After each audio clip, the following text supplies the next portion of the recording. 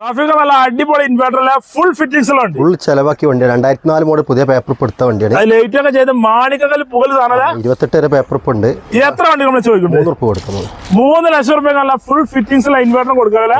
Full പക്ക ഉണ്ട്, full modification, full condition. അതേമാതിരി നല്ല അടിപൊളി സ്കോർപിയോ ഉണ്ടല്ലോ. ഇതാണ് ഈ 2 രൂപ 2006 മോഡൽ വോയിസ് മെയിലൊക്കെ വരുന്നത്. വോയിസ് മെയിൽ വർത്താനം പറഞ്ഞ 786 നമ്മളുള്ള സ്കോർപിയോ കൊടുക്കാല്ലേ?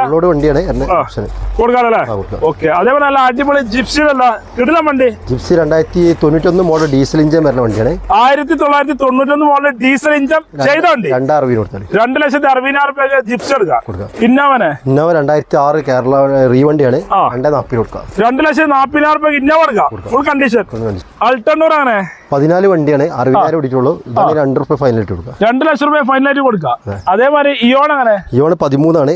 1,40,000 കൊടുക്കാം. 1,40,000. അതേമാതിരി മാരുതി ഉണ്ടല്ലോ. മാരുതി പുതിയ പേപ്പർ 2028 വരെ പേപ്പർ ഉള്ള വണ്ടിയാണ്. ഏസിയുള്ള വണ്ടിയാണ്. ഇതാണ് 80 രൂപ ഫൈനലായിട്ട്. ഏസുള്ള മാരുതി 80,000. അൾട്ടാണ്. അൾട്ട 2012 വണ്ടിയാണ്. സിംഗിൾ വണ്ടിയാണ്.